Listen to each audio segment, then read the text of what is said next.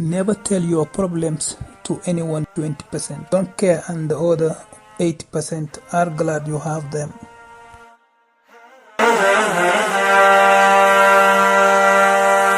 اليوم نختم جهدنا فتذاكروا عبق التلاوة فاح في الحلقات.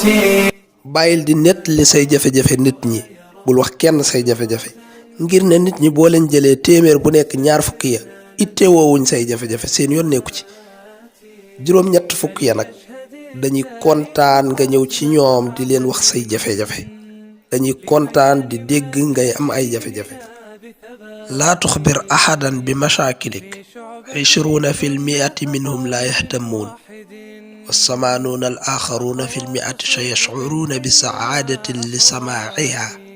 Cessez de parler de vos problèmes aux autres.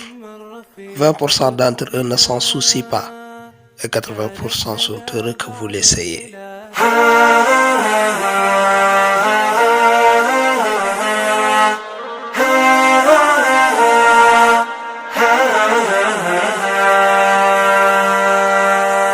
اليوم نختم جهدنا فتذاكروا عبق التلاوة فاح في الحلقات. كنا نرتل آي ربي زمرة ولكم سهرنا ندرس الآيات.